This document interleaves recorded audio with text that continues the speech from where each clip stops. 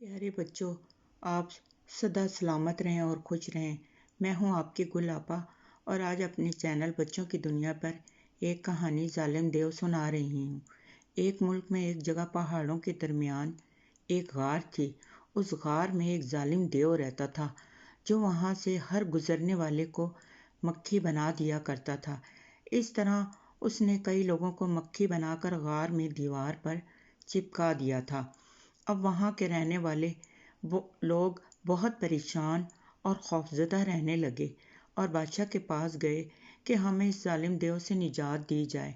बादशाह ने ऐलान करवा दिया कि जो इस जालिम देव से इन लोगों को निजात दिलाएगा उससे मैं अपनी बेटी कमल शहजादी की शादी कर दूंगा। कई मुल्कों के शहजादे उस देव को मारने के लिए आए लेकिन नाकाम रहे। उस देव ने उन्हें गार में मक्खी बनाकर चिपका दिया। अब तो बादशाह भी बहुत परेशान हुआ और अपने वजीर को बुलाया कि क्या किया जाए। इतने मुल्कों के शहजादे आए मगर नाकाम रहे। हमें इस देव से कैसे निजात मिलेगी? मेरी रियाया के लोग इसके हाथों बहुत परेशान हैं। वजीर कुछ देर सोचने के बाद बादशाह से कहने लगा कि मुल्क फारिस के शहजादे के बारे में सुना है कि वो बहुत बहादुर शहजादा है। क्यों ना कासिद भेजा जाए ताकि वो हमारा पैगाम शहजादे को दे आए।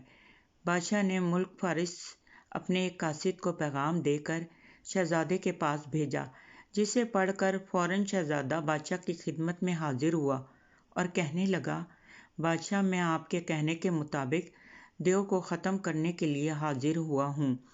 और फिर कुछ खाने पीने का सामान लेकर अपने घोड़े पर बैठकर गार की तरफ चल निकला। वो एक नेक शहजादा था।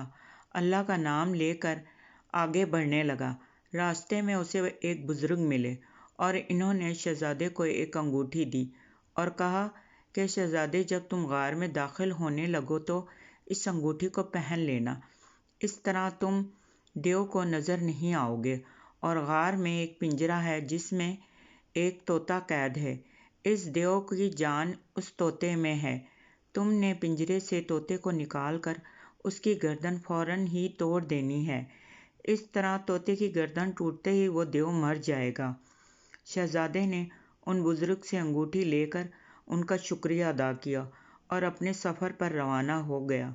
आखिर वो गार के करीब पहुंच गया और गार में दाखिल होते ही उसने बुजुर्ग की दी हुई अंगूठी अपनी उंगली में पहन ली और इस तरह वो देव की नज़रों से ओझल हो गया और छुपकर गार में देव के सोने का इंतज़ार करने लगा।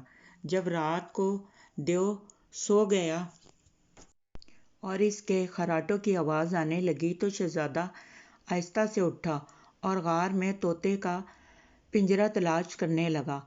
आखिर एक जगह उसे वो पिंजरा मिल ही गया। शहजादे ने जल्दी से पिंजरे में से तोते को निकाला और इसकी गर्दन तोड़ दी। तोते की गर्दन टूटते ही गार में एक जलजला सा आ गया और देव के खतरनाक चीखों से सारा गार गूंजने लगा। देव के मरते ही वो सब लोग जिन्हें देव ने मक्खी बना दिया था अपनी असली हालत में आ गए और शहजादे का शुक्रिया अदा किया और खुशी से अपने अपने घरों को रवाना हो गए।